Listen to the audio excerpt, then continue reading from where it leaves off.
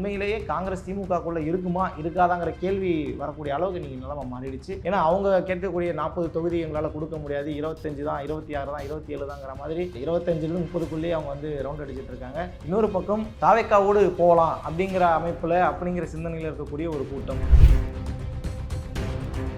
தாவேக்கா சென்னையில் என்ன பண்ண போகிறாங்க அப்படிங்கிற ஒரு விஷயம் வந்து பேசு பொருளாக இருந்துச்சு. சென்னையில் கிட்டத்தட்ட ஒரு 16 தொகுதிகள் இருக்குது. அந்த 16 தொகுதிகளில் விருகம்பாக்கத்தில் விஜய் போட்டியிட போகிறாரு, இந்த அந்த விவி வந்து அங்கே தான் ஜாயின் ஆகும் அப்படிங்கிற மாதிரிலாம் சொல்லிட்டு இருந்தாங்க. விருகம்பாக்கத்தில் ரொம்ப டஃப்பான ஃபைட் இருக்குன்ற மாதிரியான தரவுகள் கொடுக்கப்பட்டதன் விளைவாக அவர் பெரம்பூர் தொகுதி மாறிட்டார்ன்ற மாதிரியும் செய்திகள் இன்னைக்கு வெளியாகி இருக்கு. தொடர்ச்சியாக பேசிட்டு இருந்தாங்க, பெரம்பூரில் தான் விஜய் நிற்க போறாருன்னு பேசிக்கிட்டு இருந்தாங்க. அதே போல் ஆமாம் பெரம்பூரில் தான் அவர் நிற்கிறதா உறுதியாக இருக்குன்ற மாதிரி தகவல்கள் வந்துட்டு இருக்கு. வில்லிவாக்கம் தொகுதியில் ஆதவ் அர்ஜுனா நிற்க போவதாகவும், டி நகரில் வந்து புஷியானந்த் என்ன தைரியத்தில் அவர் டி நகர் நிற்கிறாருன்றதுலாம் தெரியல. எக்மோரில் வந்து ராஜ்மோகன், அம்பத்தூரில் வந்து ஜேசிடி பிரபாகர், அதே போல் திருவொற்றியூரில் மரிய வில்சன், விருகம்பாக்கம்ல சிடிஆர் நிர்மல், மயிலாப்பூரில் வெங்கட்ரமன்,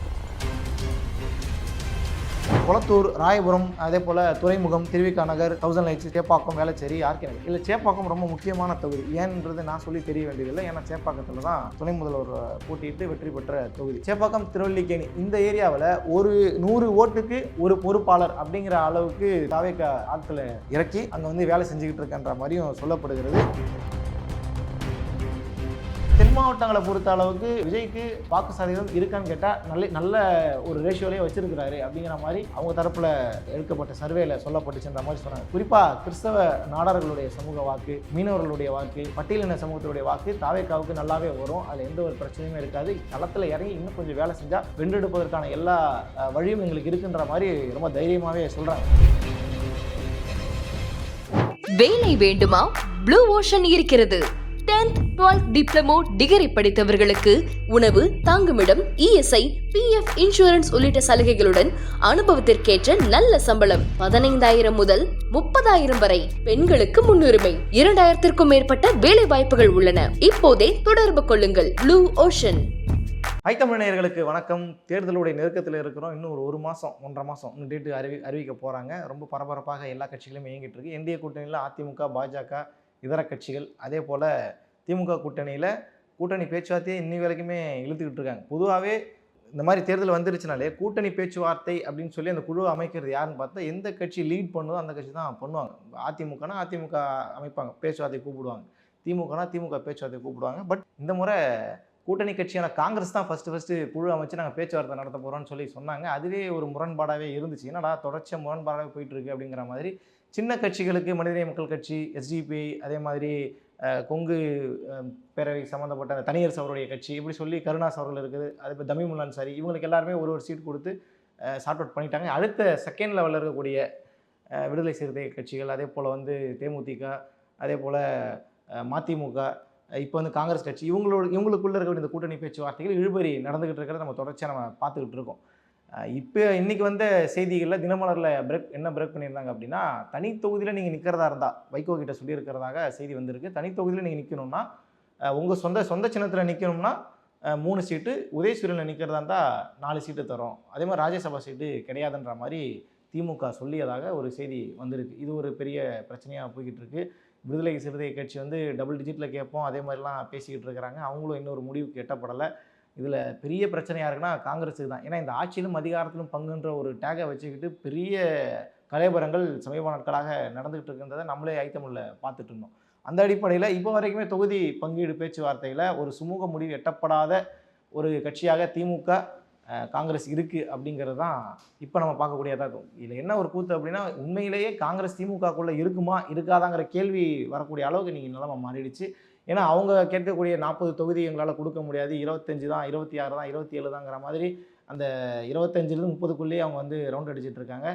இன்னொரு பக்கம் தாவேக்காவோடு போகலாம் அப்படிங்கிற அமைப்பில் அப்படிங்கிற சிந்தனையில் இருக்கக்கூடிய ஒரு கூட்டம், இல்லை திமுகவோடய கூட்டணி அமைக்கலாம், ஏன்னா அவங்கள்ட்ட நிரூபிக்கப்பட்ட வாக்கு சதவீதம் கிடையாது, கட்டமைப்பு கிடையாது அப்படின்னு சொல்லி ஒரு சில காரணங்களை சொல்லி தாவேக்கா ஆதரவு காங்கிரஸ், திமுக ஆதரவு காங்கிரஸுங்கிற அளவுக்கு 2 காங்கிரஸை பிரிஞ்சிருக்கு. இப்போ இதில் யார் கை ஓங்க போகிறதுங்கிறத தொகுதி பங்கீடு தான் முடிவு செய்யுங்கிறதும் கூடுதலான தகவல். சரி, இதெல்லாம் ஒரு பக்கம் வச்சுட்டு தாவேக்கா கட்டமைப்பை இன்னும் உருவாக்கலை, பூத் லெவல் ஏஜென்ட்ஸை பெரிய அளவில் போடலைன்ற மாதிரி பல விமர்சனங்கள்லாம் வச்சுட்டு இருந்தாங்க இல்லையா.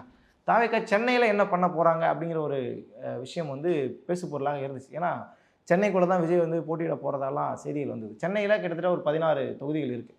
அந்த 16 தொகுதிகளில் விருகம்பாக்கத்தில் விஜய் போட்டியிட போகிறாரு. இந்த அந்த விவி வந்து அங்கே தான் ஜாயின் ஆகும் அப்படிங்கிற மாதிரிலாம் சொல்லிட்டு இருந்தாங்க. ஏன்னா அவங்க வந்து ஏதோ ஜோசியத்திலலாம் பார்த்ததா கூட செய்திகள்லாம் வந்துச்சு. ஆனால் விருகம்பாக்கத்தில் ரொம்ப டஃப்பான ஃபைட் இருக்குன்ற மாதிரியான தரவுகள் கொடுக்கப்பட்டதன் விளைவாக அவர் பெரம்பூர் தொகுதிக்கு மாறிட்டார்ன்ற மாதிரியும் செய்திகள் இன்னைக்கு வெளியாகி இருக்கு. தொடர்ச்சியாக பேசிகிட்டு இருந்தாங்க. பெரம்பூரில் தான் விஜய் நிற்க போகிறாருன்னு பேசிக்கிட்டு இருந்தாங்க. அதே போல் ஆமாம் பெரம்பூரில் தான் அவர் நிற்கிறதா உறுதியாக இருக்குன்ற மாதிரி தகவல்கள் வந்துட்டு இருந்து. அதே போல் வில்லிவாக்கம் தொகுதியில் ஆதவ் அர்ஜுனா நிற்க போவதாகவும், டி நகரில் வந்து புஷி ஆனந்த் என்ன தைரியத்தில் அவர் டி நகர் நிற்கிறாருன்றதுலாம் தெரியல. டி நகரில் வந்து புஷி ஆனந்த் வந்து நிற்க போகிறதாகவும், எக்மோரில் வந்து ராஜ்மோகன், அம்பத்தூரில் வந்து ஜேசிடி பிரபாகர், அதே போல் திருவொற்றியூரில் மரிய வில்சன், விருகம்பாக்கமில் சிடிஆர் நிர்மல், மயிலாப்பூரில் வெங்கட்ராமன் பொருளாளர் நினைக்கிறேன் அவர் நிற்க போகிறதாகலாம் சொல்லியிருந்தாங்க. இது சம்மந்தமாக பெரம்பூரில் விஜய் நிற்கிறார் அப்படின்றது சென்னையில் வந்து சென்னைங்கிறது பொதுவாகவே திமுகவுடைய கோட்டையாக தான் இருந்தது. அது அதிமுக ஆட்சியில் இருந்த காலகட்டத்திலையும் சரி, அவங்களால ஆர்கே நகரை கைப்பற்ற முடிஞ்ச அளவுக்கு மற்ற தொகுதியில் அதிமுகவில் கைப்பற்ற முடியல. அந்த அளவுக்கு டஃப் ஃபைட்டு கொடுக்கக்கூடிய இடமாக திமுகவினுடைய கோட்டையாகவே இருந்தது சென்னை. இன்றைக்கி வரைக்கும் அப்படி தான் அவங்க கிளைம் பண்ணுறாங்க. பட் அந்த இடத்துல விஜய் நிற்கிறார் அப்படின்னா விஜய்க்காகவே வாக்குகள் சிதறடிக்கப்பட்டு விஜய்க்காகவே வந்து ஒட்டுமொத்தமாக நியூட்ரலைஸ் பண்ணி அதை எடுத்துட முடியுமா அப்படிங்கிற கேள்வியெல்லாம் இருக்குல்ல. அது பற்றி அவங்க தரப்பில் என்ன சொல்கிறாங்க அப்படின்னா, எஸ்ஐஆருக்கு பிறகு கிட்டத்தட்ட 2,22,000 வாக்காளர்கள் பெரம்பூரில் இருப்பதாகவும், 41,569 பேர் கட்சியுடைய உறுப்பினர்களாக இருப்பதாகவும் சொல்லப்படுகிறது. இதில் எப்படி அவங்க செட்டப் ரெடி பண்ணியிருக்காங்கன்னா, யங்ஸ்டர்ஸுக்கு தனியாக பிரச்சாரம் செய்ய ஒரு குழுவும், அதே போல் 50 வயதுக்கு மேற்பட்டவர்களுக்கு ஒரு பிரச்சாரம் செய்ய ஒரு குழுவும் உருவாக்கியிருப்பதாகலாம், தனித்தனி குழுவாக உருவாக்கியிருப்பதாகலாம் சொல்லப்படுகிறது. கிட்டத்தட்ட 298 பூத் இருக்குது மொத்தமாகவே. அதில் ஒரு பூத்துக்கு 15 பேர் அப்படிங்கிற மாதிரி கால்குலேட் பண்ணி ஆட்களை இறக்கி நாங்கள் வேலை செஞ்சுக்கிட்டு இருக்கோன்ற மாதிரி தாவேக்கா தரப்பில் சொல்லப்பட்டதாக செய்திகள் வந்தது. அதில் குறிப்பாக இப்போ நான் சொன்ன தொகுதிகள் இல்லாமல் இதில் எக்ஸஸாக இருக்கிற தொகுதிகள் நம்ம பார்த்தோம்னா கொளத்தூர், ராயபுரம், அதே போல் துறைமுகம், திருவிக நகர், 1000 லைட்ஸ், சேப்பாக்கம், வேளச்சேரி, ஆர்கே நகர். இல்லை சேப்பாக்கம் ரொம்ப முக்கியமான தொகுதி. ஏன்ன்றது நான் சொல்லி தெரிய வேண்டியதில்லை. ஏன்னா சேப்பாக்கத்தில் தான் துணை முதல்வர் போட்டியிட்டு வெற்றி பெற்ற தொகுதி. ஸோ சேப்பாக்கத்தை பொறுத்த அளவுக்கு சேப்பாக்கம், திருவல்லிக்கேணி இந்த ஏரியாவில் ஒரு 100 ஓட்டுக்கு ஒரு பொறுப்பாளர் அப்படிங்கிற அளவுக்கு தாவேக்கா ஆட்களை இறக்கி அங்கே வந்து வேலை செஞ்சுக்கிட்டு இருக்கன்ற மாதிரியும் சொல்லப்படுகிறது.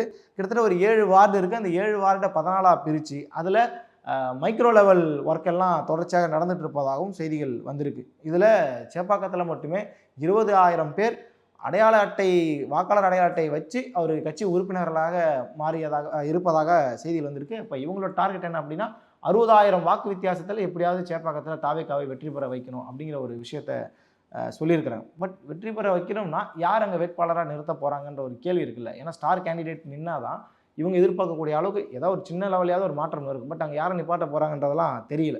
ஸோ இப்படி தமிழகத்தில் இருக்கக்கூடிய மொத்தமாக அவங்க வேலை செஞ்சுட்டு இருந்தாலும் 140 தொகுதிகளை இலக்கு வைத்து தாவேக்கா நகர்ந்து கொண்டு இருக்குதுங்கிற மாதிரியும் இன்னைக்கு கடந்த வார ஜூனியர் விகடனில் கூட அதை பிரேக் பண்ணியிருந்தாங்க. அதில் அவங்க என்ன சொல்கிறாங்க அப்படின்னா, விஜய் தான் 234 தொகுதியிலையும் முகமாக இருக்க போகிறாருன்னு சொன்னாலும் வேட்பாளருடைய முகமும் அங்கே இருக்க அவர் எந்த அளவுக்கு பரிச்சயமாக இருக்கிறாரோ அதை வைத்து தான் வெற்றி தீர்மானிக்கப்படும், ஓட்டு வந்து விழும்.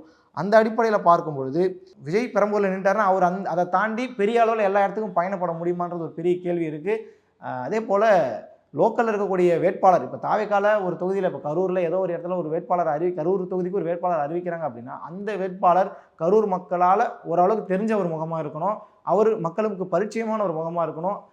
இதை தாண்டி செலவு செய்யக்கூடிய வேலையும் அவர் வந்து செய்வதற்கு வலுவானவராக இருக்கணுன்ற மாதிரி நிறைய காரணங்கள் இருக்குது. அந்த மாதிரியான காரணங்களோடு இருக்கிறாரான்னு கேட்டால் அதையும் நாங்கள் ரெடி பண்ணி வச்சுருக்கோம். எப்படி அப்படின்னா 234 தொகுதிக்கும் தேர்வு செய்யப்பட்ட, அதாவது இந்த தாவேக்காவில் வந்து கிட்டத்தட்ட ஒரு 3 கேண்டிடேட், ஒரு தொகுதிக்கு 3 கேண்டிடேட்டுங்கிற அளவில் 702 கேண்டிடேட்டை லிஸ்ட் அவுட் எடுத்து வச்சுருக்கிறதாகலாம் செய்தி இருந்திருக்கு. அதில் ஃபில்டர் பண்ணி யார் சரி வருவாங்கன்றத தலைமை முடிவெடுக்குன்ற மாதிரியும் சொல்லியிருக்கிறாங்க. கொங்கு பகுதி, ஏன்னா தென் மாவட்டங்கள் போயிட்டோம்னா கொங்கு பகுதி ரொம்ப ஸ்ட்ராங்கான பெல்ட்டு, அதிமுகவுக்கு ரொம்பவே பலமான ஒரு ஏரியாவாக கொங்கு பகுதி இருந்துக்கிட்டு இருக்குது. ஆனால் அங்கேயும் கோவை, திருப்பூர் மாதிரியான பகுதிகளில் தாவேக்கா தலை தூக்க தொடங்கியிருக்கு. அதாவது அதிமுகவுக்கு அடுத்ததாக ரொம்ப வளர்ந்து வரக்கூடிய ஒரு வேலையெல்லாம் தொடர்ச்சியாக செஞ்சுக்கிட்டு இருக்காங்கன்ற மாதிரியும் செய்திகள் வந்துக்கிட்டு இருக்கு. சரி, அதே போல் நம்ம ஏற்கனவே இந்த பெரம்பூர் தொகுதியில் விஜய் அவர்கள் நிற்க போகிறாங்கன்ற மாதிரி செய்தியெல்லாம் வந்துச்சு இல்லையா? அதில் இன்றைக்கி திமுக எப்படி வேலையை ஆரம்பிச்சிருக்காங்க அப்படின்னா, பெரம்பூரை பொறுத்த அளவுக்கு சிறுபான்மை மக்கள், அதாவது கிறிஸ்தவ சமூகத்தை சார்ந்தவர்கள் அதிகம் அப்படிங்கிறதுனால கிறிஸ்தவர்களுக்கு என்ன மாதிரியான நலத்திட்டங்களை செஞ்சுருக்கிறாங்க, அவங்களுக்கான தேவைகள் என்னென்ன நிறைவேற்றி கொடுத்துருக்குறாங்க, வாக்குறுதிகள் நிறைவேற்றி கொடுத்துருக்குறாங்கன்றதெல்லாம் லிஸ்ட் அவுட் பண்ணி இதெல்லாம் திமுக ஆட்சி செஞ்சுருக்குன்னு சொல்லி பிரச்சாரமாக இன்றைக்கி எடுத்துகிட்டு போகக்கூடிய வேலையை டிஜிட்டலைஸாகவும் அதே போல் களப்பிரச்சாரமும் செஞ்சுக்கிட்டு இருப்பதாகலாம், அதாவது விஜய் அவர்கள் போட்டி போட போகிறாருன்ற செய்தி கசியை தொடங்கிய உடனேயே இது ஆரம்பிச்சிட்டதாகவும் செய்திகள் வருகிறது. அதே போல் ஆதவர்ஜுனை வந்து 1000 லைட்ஸில் நிற்கிறதா நம்ம சொல்லிட்டு இல்லையா? அந்த 1000 லைட்ஸில் ஏற்கனவே ஆதவர்ஜுனாவை எதிர்த்து ஏற்கனவே 1000 லைட்ஸில் அங்கே எம்எல்ஏவாக இருக்க எழிலன் வந்து போட்டியிட போவதாகலாம் செய்திகள் வந்துக்கிட்டு இருக்குது. அதே மாதிரி புஷ்யானந்தை எதிர்த்து விபி கலையரசனை திமுக தரப்பில் இறக்க போவதாகவும் சில செய்திகள். வேளச்சேரியில் ஏற்கனவே காங்கிரஸ் இருக்கிறாங்க, அதனால் ஃபைட் கொஞ்சம் டஃப்பாக இருக்கும் அப்படிங்கிறதுனால அமைச்சர் மா சுப்பிரமணியன் களம் இறங்கவும் வாய்ப்பு இருப்பதாகவும்லாம் செய்திகள் வந்துகிட்டு இருக்கு. அதில் கூடுதலாக தென் மாவட்டங்களை பொறுத்த அளவுக்கு விஜய்க்கு வாக்கு சதவீதம் இருக்கான்னு கேட்டால் நல்ல ஒரு ரேஷியோலேயே வச்சுருக்கிறாரு அப்படிங்கிற மாதிரி அவங்க தரப்பில் எடுக்கப்பட்ட சர்வேயில் சொல்லப்பட்டுச்சுன்ற மாதிரி சொன்னாங்க. குறிப்பாக கிறிஸ்தவ நாடார்களுடைய சமூக வாக்கு, மீனவர்களுடைய வாக்கு, பட்டியலின சமூகத்தினுடைய வாக்கு தாவேக்காவுக்கு நல்லாவே வரும். அதில் எந்த ஒரு பிரச்சனையுமே இருக்காது. களத்தில் இறங்கி இன்னும் கொஞ்சம் வேலை செஞ்சால் வென்றெடுப்பதற்கான எல்லா வழியும் எங்களுக்கு இருக்குன்ற மாதிரி ரொம்ப தைரியமாகவே சொல்கிறாங்க. இதில் கன்க்ளூஷன் என்ன அப்படின்னா, எங்கெல்லாம் அதிமுக பலவீனமாக இருக்குதோ அந்த இடத்தையெல்லாம் அடித்து காலி பண்ண வேண்டிய வேலையை தான் விஜய் செஞ்சுக்கிட்டு இருக்காரு, தாவேக்கா செஞ்சுக்கிட்டு இருக்குன்ற மாதிரி செய்திகள் தான் இறுதியாக இதில் நம்ம புரிஞ்சிக்க வேண்டிய விஷயம். ஏன்னா அதிமுகவில் இருக்கக்கூடிய சில முக்கிய தலைவர்களுடைய ஏரியாவில் கை வைக்க முடியாத அளவுக்கு டஃப்பாக இருக்குது. வேலுமணி மாதிரியான, அதே போல் திமுகவில் பெரியசாமி இவங்கள மாதிரியான ஏரியாவில் தாவேக்காவில் உள்ள என்ட்ரி ஆக முடியல. ரொம்ப கரூர் மாதிரியான செந்தில் பாலாஜி கோட்டையெல்லாம் உள்ளே போக முடியாத அளவுக்கு டைட்டான ஒர்க்லாம் பண்ணிக்கிட்டு இருக்காங்கன்ற மாதிரி சொல்லப்பட்டாலும், எங்கெங்கெல்லாம் அதிமுக பலவீனமாக இருக்கோ அதே போல் திமுகவுடைய எதிர்ப்பு ரொம்ப அதிகமாக இருக்கோ அதையெல்லாம் ஆய்வு செய்து தரவுகளை தொகுத்து அந்த இடத்துல களம் இறங்கி கிட்டத்தட்ட ஒரு 140-150 தொகுதிக்குள்ளே நம்ம வந்து இறங்கி வேலை செஞ்சாலே போதுன்ற அளவுக்கு இன்றைக்கி தாவேக்கா முடிவெடுத்திருப்பதாகலாம் சொல்லப்படுகிறது. இதில் கூடுதலாக விஜய் பெரம்பூர் தொகுதியில் நிற்க போகிறாருன்ற செய்தி தினசரி செய்திகளாக வந்து கொண்டிருக்கிறத பார்க்கும்போது உண்மையில் அதுதான் நிற்க போகிறாரோ அப்படிங்கிற ஒரு விஷயம் நடக்குது. உண்மையில் அப்படி நின்றார் அப்படின்னா ஜாக்பாட் பெரம்பூர் தொகுதி மக்களுக்கு தாங்கிறதுல எந்த ஒரு மாற்று கருத்துமே இல்லை. இது வந்து முதல் கட்டமாக ஒரு 2ஆம் கட்டமாக தான் வந்திருக்கே தவிர இது வந்து முழுமையானதா அப்படின்னு கேட்டால் அடுத்தடுத்த, ஏன்னா இப்போ விருகம்பாக்கத்தில் விஜய் நிற்க போகிறாருன்னு சொன்னோன்னே ஒரு வேலையை செய்ய ஆரம்பித்தாங்களா? இப்போ பெரம்பூர் தொகுதினோடனே அங்கே இன்னும் கூடுதலாக அதிமுகவும் சேர்ந்து இப்போ அடுத்து வேலை செய்வாங்க. இப்போ அது பெரிய டஃப்பாக மாறும். அதில் தொகுதி மாறலையே இல்லை அங்கேயே நிற்க போகிறான்ற பல கேள்விகளும் இருக்குது. இந்த கேள்விகளுக்கு அடுத்தடுத்த அமர்வில் என்ன செய்தி வருதுங்கிறத கூடுதலாக சேர்த்து நம்ம பேசுவோம். நன்றி.